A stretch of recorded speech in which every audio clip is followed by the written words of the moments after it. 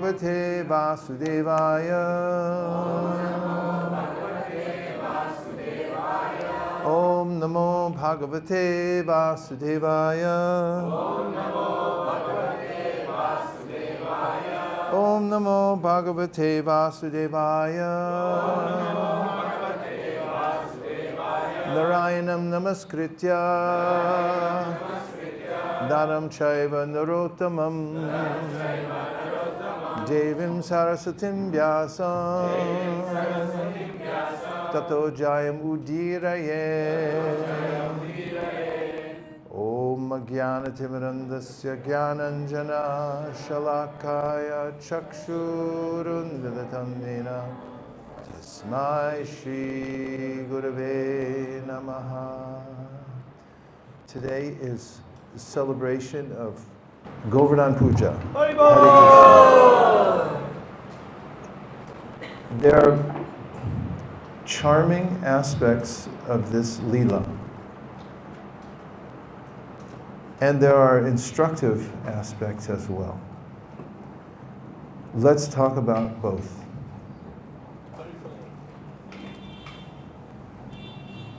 Krishna, God, talks.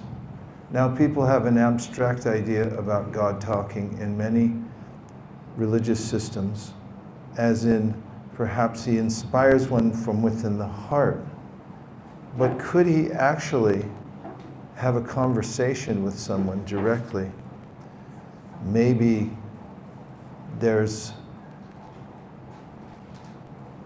representatives who speak for him, but when do we find God directly speaking? Well, in some places we find him speaking in a commanding voice, a voice of condemnation, or of giving an edict written in literally in stone. Of course, that was Moses through his representative.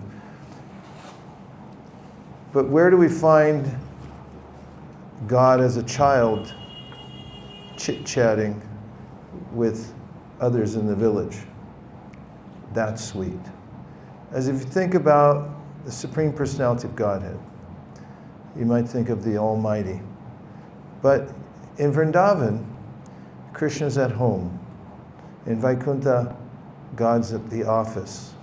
And there's an official way of addressing him, a way to stand, and a way to stand out of the way when he comes by. In Vrindavan, people address Krishna, "Hey Gopal," and they don't necessarily get out of his way when he comes by. In fact, his friends wrestle with him and sometimes wrestle him to the ground or get on his shoulders. And Krishna mentions, and Chaitanya Mahaprabhu's main mission was to come to show this kind of devotion to God in which there's no inhibition. God at home. He's there with his most loving, intimate associates, mother, father, his friends, his lovers, those who like to serve him. And then there's a supporting cast, all the others like plants, water, the sky. They're all personified in ways of serving as servants of Krishna in various ways. And in the Leela we heard last night, we read about how Krishna had proved a point, which is a point proved throughout the Srimad Bhagavatam, and that is what's important in all activities, what to speak of in Vedic ceremonies or in a Vedic culture, is to come to loving service to Krishna. And if one does everything else correctly and gets all the words right, remembers all the mantras, but forgets that part or doesn't evolve to the point of loving Krishna, then everything's lost. Whereas someone may be perceived as incompetent in the eyes of a Brahminical culture that is exacting when it comes to chanting mantras, and observing certain rituals at certain times. But that's all for naught, unless one comes to love Krishna. And those who are seemingly inept in that context, who have love for Krishna, are exalted in the Srimad Bhagavatam. For instance, we find Vritrasura, who in the Rig Veda, the oldest book in the world, is considered in that context a dangerous demon. And Indra is the hero of the story of killing him. Whereas in the Srimad Bhagavatam, it comes out that the real devotee, the deepest, literally losing his son and then coming into the association of Shankarshan, perfectly chanting a mantra and coming to pure devotional service, then being cursed by Parvati and taking a birth as a demon. But inside the body of the demon was a pure devotee. And it comes out in his interactions with Indra, who used to be the hero in the Rig Veda, but in the Srimad Bhagavatam, he's not considered so well in relationship with Vritrasura, who has to encourage Indra to do his duty and try to kill him. Meanwhile, Vritrasura is not so concerned with being killed. In fact, he's inviting it because he wants to give up that body he was given by curse and go back to Krishna. And we find him pining for Krishna in a very intimate way, thinking of him in very sweet ways. And then similarly, we find in a very strict Vedic culture, the father is the guru, mother and father. But in the story of Prahlad Maharaj, we find that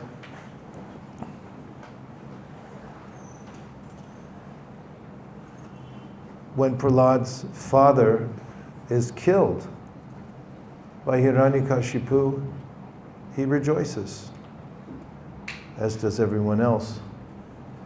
Where's the reverence for father in that? Well, if your father's a demon, then he's not considered so well in the Srimad Bhagavatam.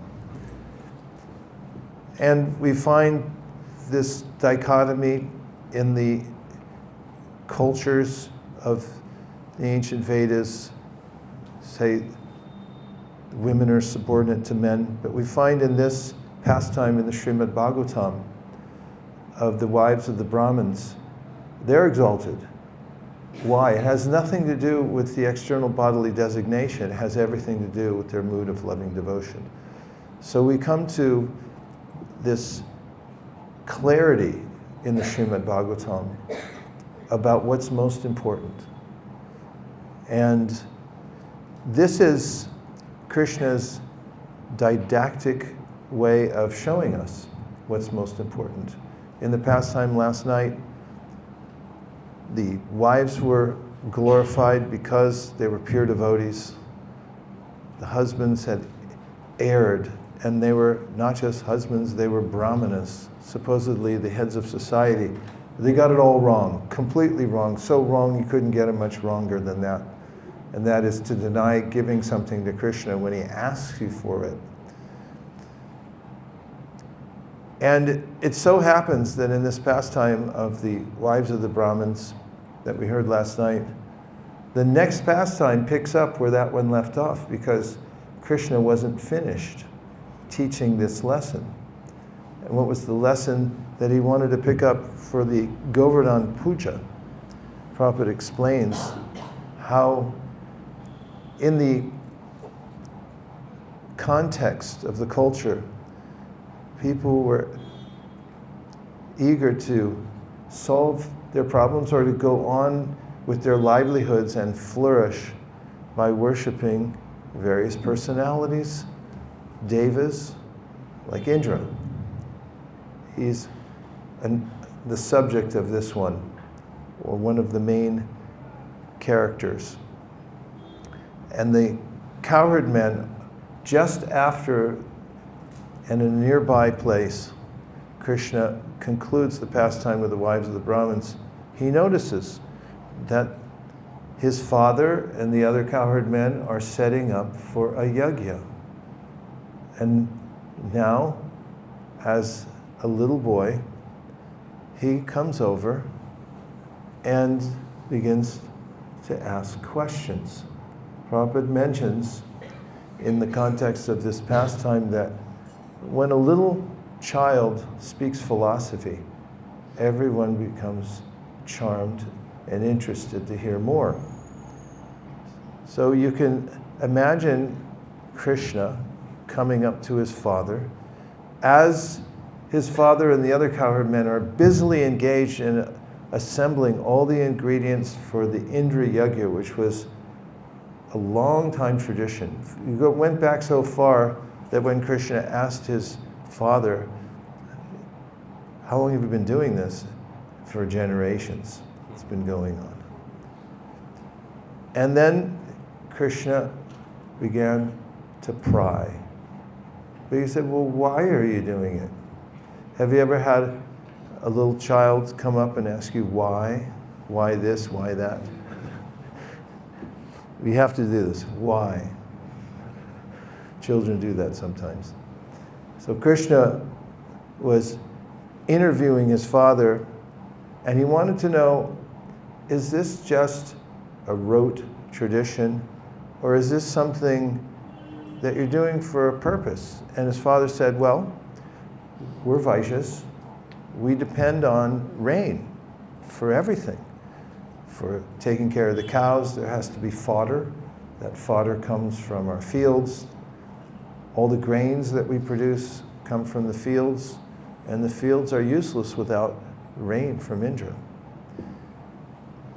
Krishna then began to apply some philosophical pressure on his father. He said, well, anyway, Indra doesn't care for you that much. Just because you do a yajna for him doesn't mean that he specifically likes you. And he said, here's the proof. When he makes it rains on the ocean too. Ocean doesn't need Indra's water, but that means he's not directly responding to your worship, and now he feels obligated to you because you worship, and therefore he gives rain, because it rains everywhere. And Prabhupada gives an example in describing Krishna's philosophy, which is otherwise known as karma mimamsa, which is a philosophy in which they opine that there's an order to the universe based on karma. That's why it's called karma mimamsa. And that if you follow the laws of the Vedas, and there are certain mantras to chant and rituals to perform, then the result is guaranteed. And no middleman, including God, is needed. And therefore, the goal of life is simply to do your karmic duty as perfectly as possible and stay above the fray in the material world. Elevationism. Prabhupada says, just like you pay your electric bill, you get electricity, because you already paid your bill, you don't need to go to the commissioner and offer some flowers, because you already did your duty. Your electricity is paid for. No need to propitiate any official in the city, because your electricity is guaranteed. You just pay your bill. Krishna engaged his father and the other cowherd men by asking them questions again and again, leading them to a conclusion that, well, maybe it's not necessary to worship Indra. But they thought, let me do it anyway, because we'll hedge our bets. And this is what people tend to do here in the material world. They hedge their bets, saying, okay, there is a God, I'll worship God, but there's also Devas too, so we'll also worship him. That's why every taxi driver in Vrindavan has a Ganesh on their dashboard. Or I saw one with Shani also. So what lesson does Krishna very prominently teach in the Bhagavad Gita? Think of 9th chapter, verse 20 says, Kāmais taiste hriti jnana prapadyante nyadevata tam tam niyamamastaya prakrita niyatasvaya yo yo yam yam tanum bhakta shraddha yarchitum ichati tasya tasya chalam shraddham tam eva vidadham yaham. Shraddhaya, what is it? First word? Sadaya shraddhaya yuktas tasya ardhanamihate labate cetata kāmān mariyaiva vihitan hitan. Antabatu palam teshan tadbhavatyal pamedasan devan deva yajo yanti madbhakta yanti malmapi. In this paragraph, Krishna is talking about our relationship with devas. Who are the devas? They're agents that make the place go. They provide various resources. This sounds archaic to most Western minds. That, are you kidding me? You really think there's a guy up there running things? But of course there is. We drive regularly from the mountains in Japan down to the city. And as we go, it's a very mountainous country, almost 90% mountains. We drive down, we see constructed waterways, and there are these big dams that run the hydroelectric system, or that provide hydroelectricity. And we never see anybody that's inside one of the rooms above the dam pushing any button. But there is somebody there. Just because you can't see who's behind something, and you don't assume that it's going on by itself. There's a personality behind everything. And it's very well reasoned how and charted out. There's schemas that describe the ways in which the demigods control the various senses that we have. It's an intricate system, and they're highly empowered beings, and we can't do without them. And it's simultaneous. When I say move my arm, there's a chain of events that takes place lightning fast through the system that Krishna set up here in the material world. And we have an interdependent relationship with the devas. For instance, we have eyes, but they're no good without the sun. And Surya, who provides the light, what good is his sunlight if there's not somebody to see it? But above all of them is the Supreme Personality of Godhead. Now, where do we find this? And I'm going to go back to the Gita in just a second. We find that throughout the Sri Brahma Samhita, Brahma goes through many of the main demigods to explain their relative position in our lives. Let's go back to Ganesh, since he's so popular. People get an idea that Ganesh is the remover of obstacles. So who wouldn't like to have their obstacles removed? Especially for getting stuff you want. Everybody would like that. To have somebody who charms their life and say, okay, you can unabatedly enjoy the material world, remove all obstacles. So what does Brahma say in the Brahma Samhita? Yat pada pallava yugam vinidaya kumbha dvande pranama samaye saganadi raja vignam bihantum alamasya jagatrayasya govindamadi purusham tamaham bhajami. Says, where does Ganesh get his power from? Well, he has a pair of tumuli that protrude from his elephant head, like this. And he keeps on his elephant head the two lotus feet of Lord Nrsimhadev. Therefore, he has the power to remove obstacles. Now, an intelligent person might say, well, why don't I just go right to Lord Nrsimhadev? And that's what Krishna says in the Bhagavad Gita. Kāmaistaya hrityajnana prapadyante nyadevata tam tam niyamamastaya prakrita niyatasvaya. And that is, people who are not so intelligent, they go to demigods. Hrityajnana means their knowledge is stolen, which means they're really stupid. And then he says, yo yam tanum bhakta shraddha yarchitam ichati tasya chadam shadham tame vavidham yaham. Says, anyway, if you want to go to a demigod foolishly, then I'm the one who's making your faith steady, because we know Krishna's there within the heart. And he says in the Bhagavad Gita that I'm neutral. I'm just facilitating your desire here in the material world. Samoham sarvabhuteshu name dveshostina. I don't hate anybody, I don't love anybody, it's just I facilitate you to do it. Use your free will here in the material world. So he says, I make their face steady in the demigod. So it's me making the face steady. And then he says, but when the demigod gives you what you want, it came from me anyway. And then he says that the kinds of results you get from asking the devas, because they're worldly attached, they're attached to the world, and they can only provide worldly goods. He says, Antabatu palam tesham, tadbhavatya alpamedasan devan deva yajo yanti madbhakta yanti mamapi. He says, what you get from the devas is limited and temporary.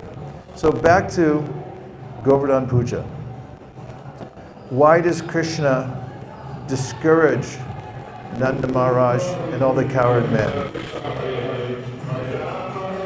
That's Panchagoda. They're going to the Goshala. Hare Krishna, Hare Hare, Hare Rama, Ram Hare Hare. The Panchagoda is the temple president here. He's a great warrior in the Sankirtan movement, and a book distributor for decades. And if you want to get a look at a kind of a Kshatriya-hearted person who stands up for the Sankirtan movement and also runs one of the most difficult projects in the world, Vrindavan, to have a look at Panchagoda and try to get a little dust from his feet, and you'll make advancement. Hare Krishna. So Krishna wants everyone to have complete, unabated happiness. And that's not available when one is constrained by thinking that I'll get something from this world and I'll get it from somebody other than Krishna. So in the Govardhan pastime, Krishna is demonstrating to the whole world what he says in the Bhagavad Gita. Ananyas chintayanto mam yejana paripasate tesham nityānām yogakṣēmam hamyaham. Meaning, forget everything else. Just completely give yourself to me and my devotional service. How do you do that? Through the 9 processes: hearing, chanting, remembering, etc. And he says, if you do that, I'll personally take care of you. Vahami has a specific meaning, and that is, I will, with my own hand, I will carry what you need. And whatever you already have, I'll preserve that. And this is the relationship we have with Krishna eternally anyway. Nityo nityānām cetanaś cetanānām eko bahūnām vidadhāti kāmān. The Upanishads say, Krishna, he's the supreme supplier for every being. He's feeding everybody. Show me one living entity here in Vrindavan who's not getting fed today. There isn't anybody. And I don't know how he's doing it, but he feeds all the ants. I have no idea what they're thinking when they walk around on a big marble floor. I watch them sometimes when I'm chanting, and I'm like, where are you going? Like, how do you even know that where you are? It's just white. And then you have the birds. They fly around like they really know where they're going, and they know where their food is. And then my friend has a little property down on the marg, and years ago he showed us that he used to give a roti to one of the dom dogs every day. and there was an offering. They'd have an offering in the afternoon, and then they'd make an extra roti for the dog. And every day, you could see at about 1 minute to 3 o'clock, the dog would come running down the road. And I looked on his paws to see if he had a wristwatch. He didn't. He just knew it was 1 minute to 3 o'clock, and he would run down the road and then turn the corner and come in and go, roti. So Krishna has already an intimate relationship with all living beings because he's feeding them. Nityo nityānām, cetanaś cetanānām, eko bahūnām, yo vidadhāti kāmān. He feeds everybody, and there's not one person you can find anywhere that doesn't have food available to him or her, because Krishna is all-powerful and he's feeding every living being. But he wants more than that, not just this supply and demand, because I'm hungry. He wants love. And he wants to extract the love that's dormant within the heart of every living being. And therefore he sets up this elaborate ruse that he performs to demote Indra. Indra, that's just another reason that he performs the pastime, became proud. And that's the death knell to Bhakti. Pride comes in various forms, and one of them is entitlement. In fact, Yamunā Devī, one of the famous disciples of Śrīla Prabhupāda, preached heavily in her final days that we should beware of entitlement. That is, think, because of my stature, whatever I may think that is, because there are various ways we can get it into our head that we deserve more than others. Of course, there's etiquette, and we observe that. We're not communists. But if I have in my head that I deserve something, then it's very hard for me to appreciate anything. And this entitlement that pollutes the mind and consciousness had gotten into the mind and consciousness of Indra. And he thought, I deserve that offering of the cowherd men. And if you've ever thought you deserve something and then you didn't get it, doesn't it cause anguish? Say yes. Yes. So it caused great anguish to Indra. So what Krishna did was he convinced his father and all the other cowherd men not just to not do the Indra Yajna, which took some work because they thought, let's find a win-win here. We'll do what you're saying, but we should keep the Indra Yajna. And Krishna said, no, don't waste the resources. You already have all this paraphernalia ready for the Indra Yajna. So here's what. Let's take all that stuff that you were going to give to Indra, and we're going to worship Govardhan Hill instead. So he gave the greatest insult to Indra, who expected this worship.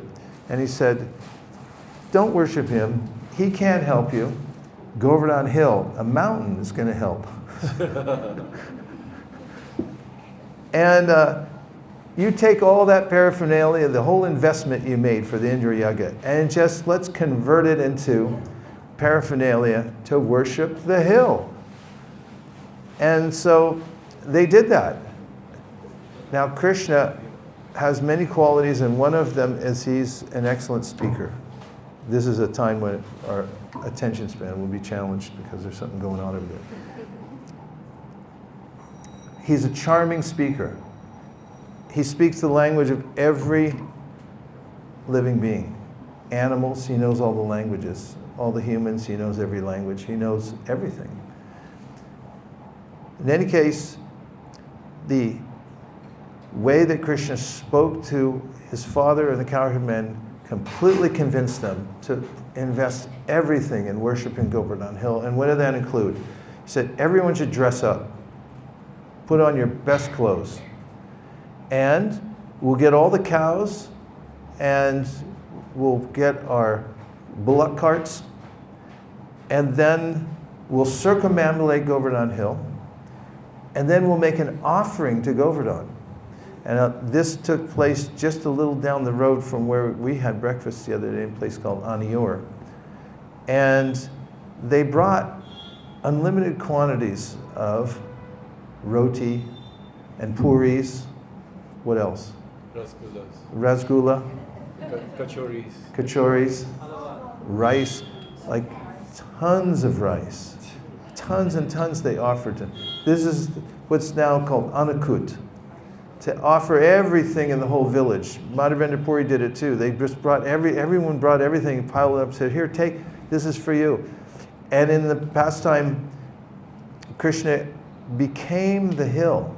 He assumed a gigantic form with huge teeth and a big, huge mouth, and he was consuming all of the boga that people were bringing. They were bringing it by the ox cart full and offering it, and he would just take it like it was nothing.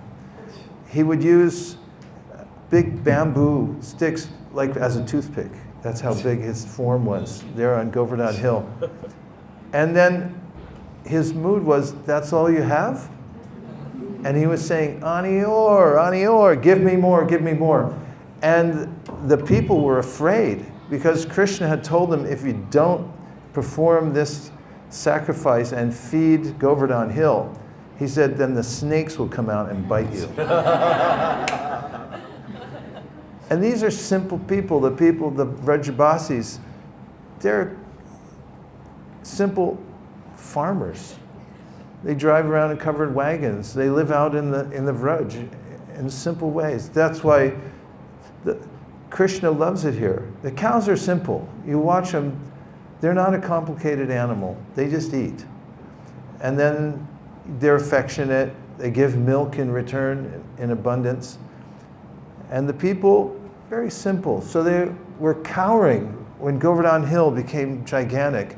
And Krishna bowed down to the hill and said, see, here's what we have to do. Bow down to the hill. And according to the Gopal Champu, Balaram came to the huge form of Govardhan with a tulsi leaf. And as the final offering, he gave that, and he was satisfied. So that's a lesson too. If you don't have anything else, make sure you give the Lord tulsi. In fact, there's a song about Vrinda that says, unless you offer Krishna food with tulsi, he won't take it. So they did everything Krishna said. It was all joyous, singing. Everyone was dressed up. They fed the hill. And then he said, now feed everybody. So they fed everybody, including the dogs. Everyone got to eat. There was so much prasadam after offering it to Govardhan Hill that everyone was inundated with piles of prasadam. And they fed those who were homeless and those who were, all the animals ate, all the Brahmins ate sumptuously first. And everyone was happy, except for Indra. He wasn't happy at all. And Indra thought, this impudent boy, how could these people be so stupid to listen to this kid? He's just a talkative child, and they ruined everything. They didn't follow any Vedic regulation and worship me, Indra. They should be punished. This is anger. Anger, you lose your temper and you lose your reason. In fact, Vrajabihari Prabhu, who was in conflict resolution for decades, worked for the government, he gave me this little chart that really helps. I should get a tattoo of it right here. It shows that the more your emotion goes up, the more your reasoning goes down. And that happened to Indra. Because he felt entitled and he thought he deserved something, when Krishna took it away through his clever means, Indra became so angry he lost his mind. And he ordered up a nuclear strike on Vrindavan, literally. He called in the agents who are reserved for the end of the creation. That wasn't for another few 100 trillion years more. But he said, no, you come now and we'll teach these people a lesson who I really am. And so the clouds that come at the end of the universe, first there's big winds, then the clouds come, and then the water starts pouring down. And when all the residents of Vrindavan saw this, they came to Krishna for shelter. And Krishna, as Nirkula points out, she heard from Prabhupada, he said, he knew the physics of how to lift a hill, because he's the greatest physicist, because you know how the material nature works, and you also control it, so that's helpful. So he entered a cave, took the base of the hill, and lifted it with his left hand on his little finger. If that's not demonstrative, I don't know what is. Left hand, little finger. As if to show Indra, okay, no problem. Here, everyone come under the hill. And Gopal Champu explains that it wasn't dark and dank. You might think, oh, he lifted a hill, how many creatures must be under there and how wet and smelly must it be? No, it was like a palace. It had facility for everybody underneath the hill. He said, everybody come. Now this is the way Krishna fulfills the desires of all his devotees. Because in Vrindavan, Krishna has a schedule. He's got an intense schedule to keep. In fact, he's on 24 hours a day. He never sleeps. He comes home at night and he sneaks out. You know that? It's in the Brihad Bhagavatamrita. He comes home to his mother after tending cows with his friends all day long, and then his mother takes him and then pampers him and Balaram and bathes him, puts the best kind of pajamas on, feeds him whatever he wants, puts him to bed, and then Krishna sneaks out at night. Why? Well, you know why. And even in his loving affairs, he gets scratches on him, and his mother's like, why do you keep getting scratches on you? He said, yeah, the bushes. He makes excuses. And then the next day when he gets up, he wakes up all his friends and he goes out into the pasture again. So Vrindavan's the city that never sleeps. So Krishna, on his schedule, is with the cowherd boys, and when he leaves his house in the morning, Yashoda comes after him to make sure he has his lunch. Not once or twice, but 7 times. She said, you sure you have your lunch? Because she's thinking, he's out herding cows. How's he going to sustain himself? He's got to eat what I cooked. Now you take it, Krishna, with you. Make sure you eat that and don't trade it with your friends. And at night is the only time the gopis meet him, because in the daytime they're playing this game that we don't know him so much.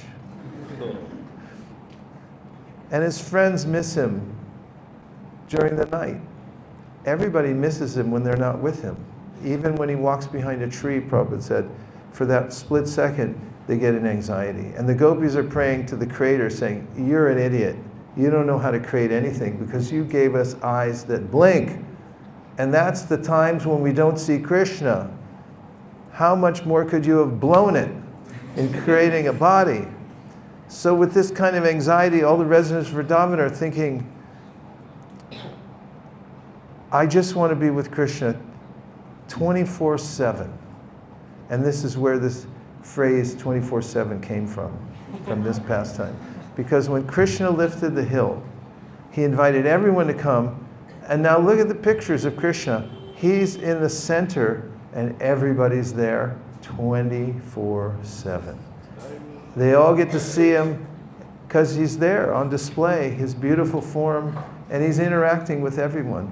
The cowherd boys, they're holding sticks. They go, Krishna, you know, you're going to get tired. We're going to help you out here. They put their sticks, their little cowherding sticks up the hill, hold the hill. And his mother is thinking, Krishna, you got to eat. And Meanwhile, as is described in the Nectar Devotion, Krishna is sort of glancing at the gopis who are there. And his hand starts to shake.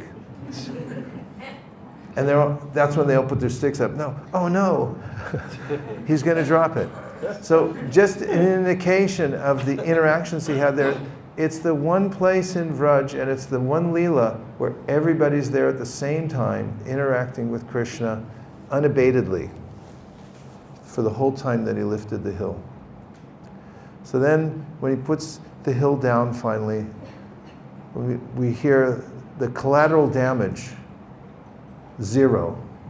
And that's the report that Indra got back. He tried his best to drown everybody, to pound Vrindavan with thunder, with lightning bolts. And when his servants came back, he said, okay, how are we doing? They said, nothing. No one's been touched even by one drop of rain.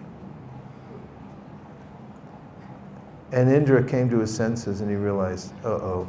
Have you ever had that happen? You got really angry and you said something, you did something, you smashed something, and the next thing you know, it's like, what did I do? Indra had that moment, that awkward moment. After Krishna put the hill down, he came out, he was a great hero. Everyone in the village greeted him. The cowherd men were massaging his hand because they thought, he must be tired, let's massage his hand, and he's our champ. And now Indra was preparing himself for his day of reckoning. So he recruited Surabhi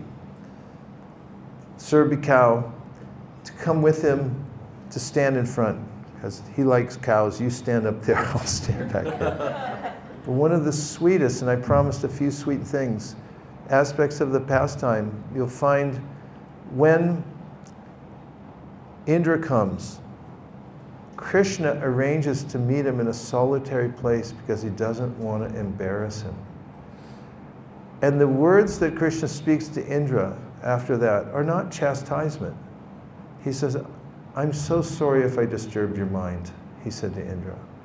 He said a similar thing to Kaliya as well. Sorry for any inconvenience. This is Krishna's soft nature. Indra just tried to kill everybody. He lost his temper. And Krishna says, sorry for any inconvenience. There in that place, there's a place, Surabhi Kund, and it's where Indra begged for forgiveness. And Krishna gave it, and we often go there when we're doing our parikram of Govardhan Hill, and you can go there and remember how important it is to ask for forgiveness. Anything that I've done, said, please forgive all that and let me start anew. And there, as I mentioned at Govinda Kund, Krishna was anointed as the supreme Indra, because Indra is considered the god of gods. He is there in the Rig Veda also. But there at Govinda Kund, Surabhi and everyone declared to Krishna, no, you're Govinda. You're the supreme god of all gods, above Indra, above all the demigods. And the final lesson Krishna gives in the Bhagavad Gita and elsewhere, the end of the 8th chapter of the Gita, when Krishna's telling us that all we need to do is become his devotee. No special arrangements, even for leaving your body, are necessary except for thinking of me and becoming my devotee. And then he says, Vedeshu yagdeshu tapasu chaiva daneshu yat punya palam pratishnam atyeti tat sarva midam vaditva yogi paramstanam upaiti chadyam, which means that everything that you get from performing Vedic sacrifices, Vedeshu, Yagneshu, any yagya you think you need to perform, Daneshu, any kind of charity you think you need to give in the right place. All these things, Krishna said, are subsumed in my worship. If you just become my devotee, you don't need to do any of those things.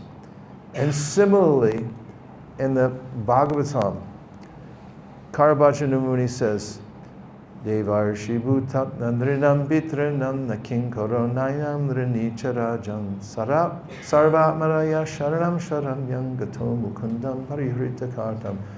If someone becomes an unalloyed devotee of Mukunda and surrenders to Mukunda, they're not a debtor to anybody else.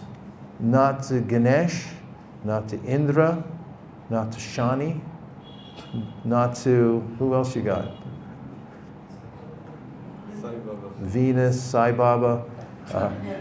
You don't owe anybody anything. You don't have to pay homage here, there, or anywhere. Of course, we're respectful to the demigods. This is what Sutta Goswami says. The Vaishnavas respect all the demigods. They're servants of Krishna. And we do that too. Even Lord Chaitanya went to pay respects to their... But we have no dependence on them for removing obstacles. Only Krishna. Devarshi bhutapna nrinam. We're rinis to so many people, but if you surrender to Krishna, then you don't owe anybody, because Krishna is the be-all and end-all of everything and everyone. And that comes out in the story. And then what we're left with is this eternal pastime of Govardhan Hill. And if you just watch people walking around, it's the simplest of things that you can do to serve Krishna. Just walk. And I never get tired of watching. From that vantage point we have at Govardhan Hill, you can either get on the roof, or I can stand in front of the gate and watch people walk by, and it never gets old. It's like watching TV through there, and all it is people walking, and you think, there's a simple faith that Krishna is everything, and that's Vrindavan. Krishna is my life and soul. I'll serve him by walking around. I'll serve him by singing his names, and that's all that's necessary. And if we have that, then everything is complete. And that's the Krishna consciousness movement, to bring that to the world. Om Tat Sat.